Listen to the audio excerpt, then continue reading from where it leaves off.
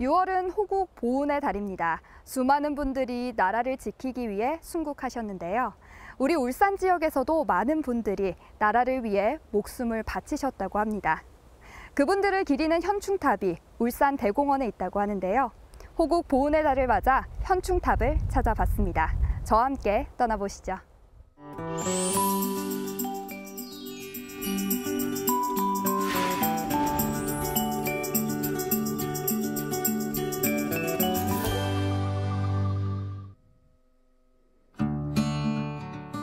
해마다 6월이 오면 찾아야 할 분들이 있습니다. 바로 순국 선열들인데요. 어떻게 모셔져 있는지 궁금해졌습니다. 와, 선생님 여기 분수도 있고 연못도 엄청 크게 있고 여기 진짜 좋네요. 여기는 무슨 일로 오자고 하신 거예요? 아니 여기 이제 우리 오늘 온 거는 이제 6월 호국 보훈의 달을 맞이하여 그렇죠. 우리 참 순국하신 영령들의 모습을 또 한번 뵙기 위해서 이렇게 온 겁니다. 이 안에는 우리 참 아름다운 경치, 참 전국적인 이런 명성과 함께 또 우리 또 울산을 또 위해서 참 목숨을 버린 그런 분들을 또 모신 곳이 저 안에 있습니다. 그래서 그걸 한번 보기 위해서 왔죠. 네, 그럼 그분들의 이야기를 들으러 한번 떠나볼까요? 예, 한번 가봅시다. 울산 대공원을 들어서자마자 만난 아름다운 연못. 이곳이 여천천의 발원지라는 사실 알고 계셨나요?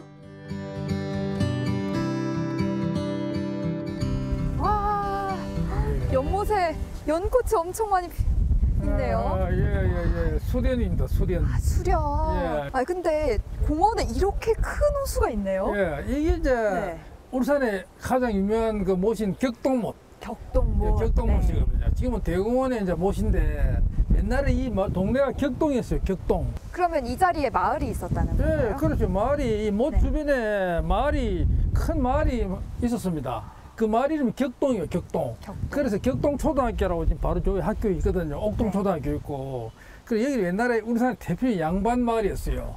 그래서 그 이제 옥동하고 이쪽에 뭐 옛날 역사 보면 양반들 그 무덤에서 뭐 나온 것도 많고, 이 못은 또 이래 수량이 굉장히 많아요.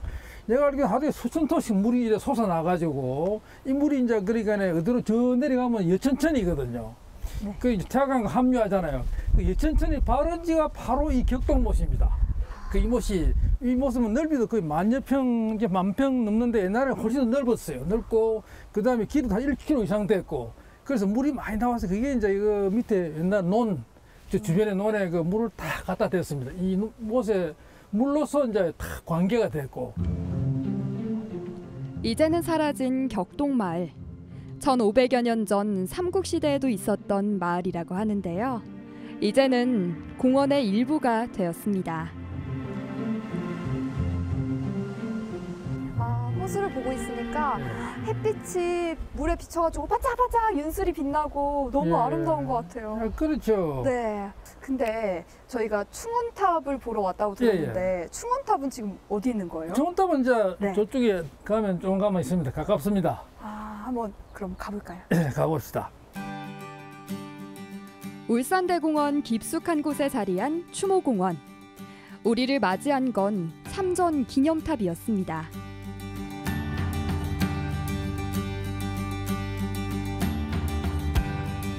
선생님, 저게 그 충원탑인 거예요? 아니, 충원탑이 아니라 현충탑이라 그러는 건 뒤에 있어요, 뒤에. 뒤에. 저거는 이제 참전 기념탑. 그러니까 이제 그 왼쪽은 이제 6.25, 오른쪽은 이제 월남전. 그래서 그 6.25와 월남전 참전 기념탑인데 저기는 한 10,000명분의 이제 그러니까 이름이 적혀 있습니다. 참전하신 분, 뭐 생사를 불문하고 일단은 참전하신 분, 그분들 이제 그 6.25 이때 한 6.25 때 참전한 6,000명이요. 울산에 6,000명, 6,000분이고 월남전에 참전하면 4,000분이요. 그 약 10,000명, 10,000명이 저 이름이 쫙 새겨져 있거든요. 이 탑은 6.25 전쟁과 월남전에 참전한 울산의 시민들을 기리는 탑인데요. 그 수가 만여 명이나 된다니 놀랍지 않나요?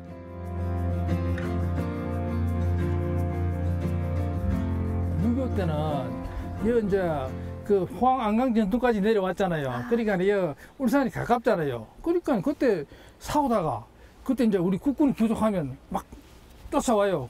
그 트럭 군용 트럭 가지고 네. 그 막 그 밭에 논에 일하는 사람 데리고 가요. 갑시다 말이야. 그러니까 딱 이래 오늘 밀짚 어서 모내기 이제 하고 이래 김매는 사람 딱 들어보고 이 할아버지 안 데리고 그 젊은 사람 한 40대 50대라도 막 데리고 와서 막 전쟁에 막 싸웠거든요. 그래서 그때 참전하신 분이 굉장히 많아요. 울산이 그때 포항, 안강, 영천 기계전투 그건 이제 우리 국군이 이제 이제 막았습니다.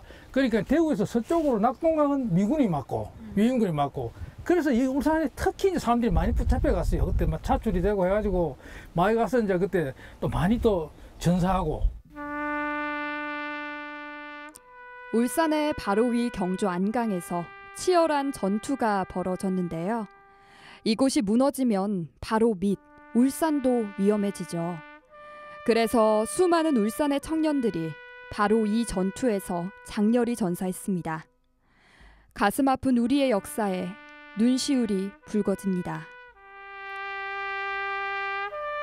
와, 선생님 여기 뭐 탱크도 있고 예. 비행기도 있고 우와 저건 엄청 크네요. 아, 예, 우와, 그렇죠. 와 저기 예. 뭐 장갑차 같은 것도 있고. 예, 맞습니다. 예, 많이 있죠. 네. 그 이게 다 이제 6.25 때하고 이제 월남전하고 관련되는 이제 우리 장비죠. 전쟁의 장비인데 네.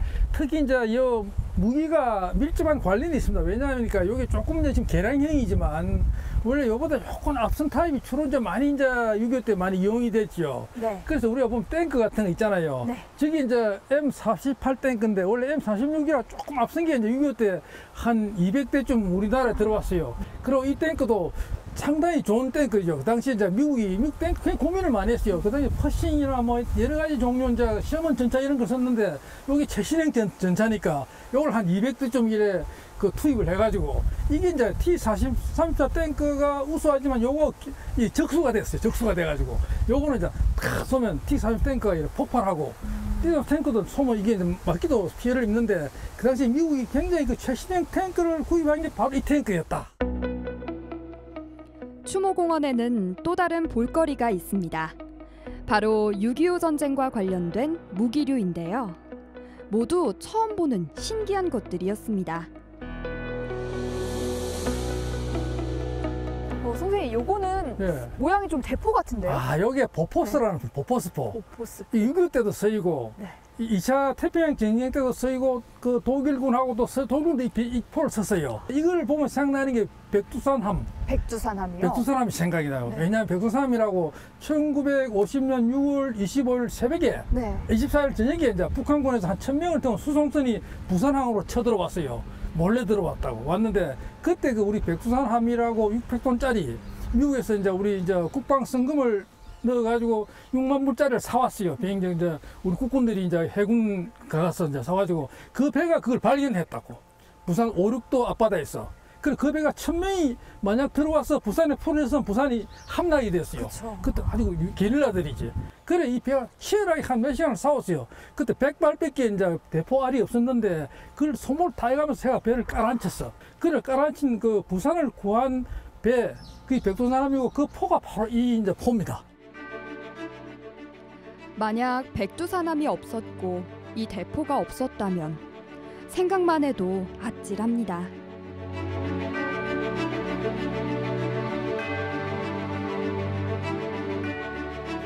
저는 좀 낡고 그렇게 보였는데 우리나라를 구한 그런 대단한 대포가 바로 여기 있었군요. 예, 이 돼서 이제 미국 전사에 네. 나와 있어요. 아. 만약 그때 부산이 함락이 됐으면 그 물자라든지 모든 인력이 부산을 통해 상륙을 못했어요.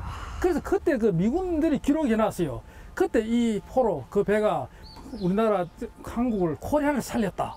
이 미국 전사에 기록이 돼 있는 참 그런 대단한 대포입니다. 대표네요. 예, 예. 와, 선생님. 예. 비행기가 엄청 크네요. 아, 예. 이 비행기는 좀 큰 네. 비행기. 엄청 우리 커요. F-4D 팬텀기라는 비행기입니다. 팬텀기. 팬텀기. 예. 멀리 하늘에 떠 있는 전투기를 보기는 했지만 이렇게 가까이에서 보기는 처음인데요. 정말 멋지지 않나요?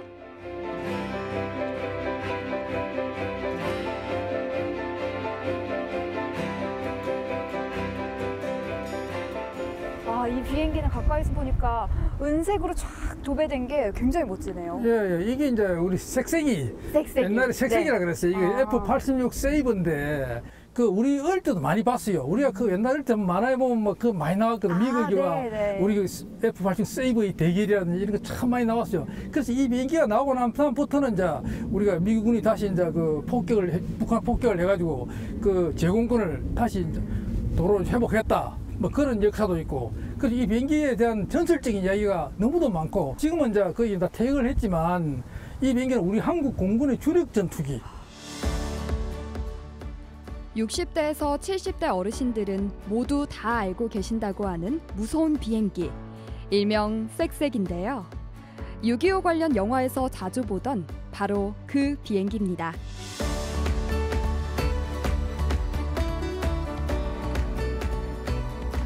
그러면 이 비행기가 한국 전쟁 때문에 만들어졌다고 볼 수 있는 건가요? 네, 그래 볼 수가 있어요. 그리고 여기 F-86이니까 앞에 F-80, F-84가 있어요. 그런데 그 비행기의 종류 있지만 커피 이제 더 나은 F-86을 커피 만들게 된 거는 이제 앞 두 전투기가 막 그 미국에 격추가 되니까 미국에 서둘러 가지고 한국전에 투입하기 위해서 이 비행기를 서둘러서 개발해 가지고 띄웠다. 그래 얘기할 수가 있는 겁니다. 기념탑과 무기류 전시관을 지나면 가장 깊숙한 곳에 현충탑이 있습니다. 조국을 지키기 위해 기꺼이 목숨을 던진 울산의 선열들이 바로 이곳에 계십니다. 가슴이 뭉클해졌습니다. 선생님, 예. 이 탑이 바로 그 현충탑인가요? 예, 현충탑입니다. 예, 이제 4,500여 위를 이래 위패를 모셔놨어요. 그래서 그 원래 제 아래 참전 기념탑에 그 이름이 조남이 적혀 있잖아요. 네. 그분이 이제 별시하면 요 안에 위패로 들어오지요. 막 그래서 그 요거는 이제 한 1996년, 6년에 이제 요 세운 겁니다. 근데 원래 이제 처음에는 이 울산의 현충탑이 충원탑이라고 그랬는데 원래 처음에 이제 병영 314에 있다가 그게 64년에 이제 그 학생공원에 정상으로 올라갔다가 96년에 이제 요리 옮겼지요. 그런 역사가 있습니다. 여기엔 주로 어떤 분들이 모셔져 계신가요? 뭐 우리 이제 나라를 위해서 순구하신 분들은 뭐 다 들어와 있다고 그럽니다. 뭐 6.25 전쟁, 또 월남 전쟁, 그다음에 뭐 또 경찰관이라든지 뭐 또 업무를 순직하신 우리 분들이 다 들어와 있다고 있는 것으로 제가 알고 있습니다. 해마다 6월이 되면 가슴이 먹먹해지는 이유. 바로 6.25 전쟁에서 순국하신 선열들이 생각나서인데요.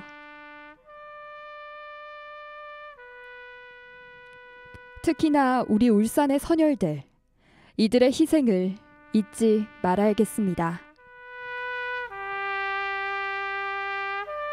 그렇다면 이 현충탑이 우리 울산에 어떤 의미가 있을까요? 뭐 우리가 그 참 이 탑이 6월 현충일 되면 옛날에 참 이래 와서 이래 우는 분들 참 많았거든요. 네. 근데 그분들 이제 거의 참 오질 않는다고 뭐 그런 얘기 들었어요. 뭐 후손들이 이제 오긴 오는데 그 우리가 그렇게 잊혀지지 않고 우리가 영원히 참 이분들을 기억하고 또 섬기고 그걸 함으로써 우리 그 애국 정신을 더 높여야 된다고 봅니다. 네, 오늘은 향토사학자 이양훈 선생님과 울산 대공원 안에 있는 현충탑에 대해서 알아봤습니다. 울산 대공원에 나들이로만 왔었는데 이렇게 많은 역사가 숨어져 있는지 처음 알게 됐습니다. 이곳에 모셔진 순국 선열분들의 희생 정신과 그 마음을 6월 호국 보훈의 달을 맞아서 새겨보시기 바랍니다.